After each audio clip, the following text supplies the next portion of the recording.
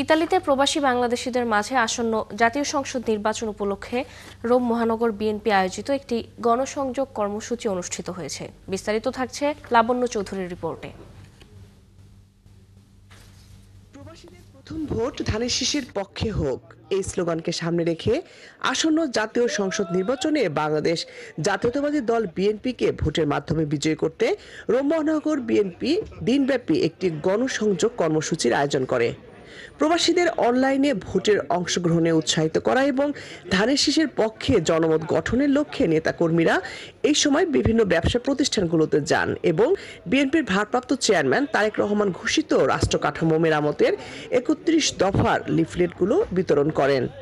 এই সময় সংক্ষিপ্ত বক্তব্যে নেতৃবৃন্দরা জনগণের ভোটাধিকার পুনরুদ্ধার, গণতন্ত্র পুনঃপ্রতিষ্ঠার নিরসনে দেশে ও প্রবাসে সকলকে ঐক্যবদ্ধভাবে কাজ করারও আহ্বান জানান।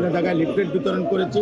আমরা চেয়েছি যে আগামী রাষ্ট্রনায়ক তারেক রহমানের পক্ষে ৩১ দফা উনি কি বাস্তবায়ন কেন করতে চান সে ব্যাপারে ব্রিফ করেছি এবং ধানের শীষের পক্ষে ভোট দেওয়ার জন্য সবাইকে বিনীতভাবে অনুরোধ করছি। আগামী সুন্দর ফেসিবাদ মুক্ত বাংলাদেশ, যেখানে আমরা সুন্দরভাবে বসবাস করতে চাই, যেখানে যেই দেশে অর্থনৈতিক সমৃদ্ধি, সকল কিছু বাণিজ্যিক সমৃদ্ধি, মানুষের জীবনমাত্রার উন্নয়ন হবে, এই মর্মে আমরা প্রচারণা চালাচ্ছি এবং আমরা সবাইকে আহ্বান জানাচ্ছি বিএনপি ধানের শীষে ভোট দিয়ে বিএনপিকে জয়যুক্ত করার জন্য এবং আগামীতে বাংলাদেশে তারেক রহমানকে প্রধানমন্ত্রী করার ব্যাপারে আমরা মানুষের কাছে ভোট চাচ্ছি।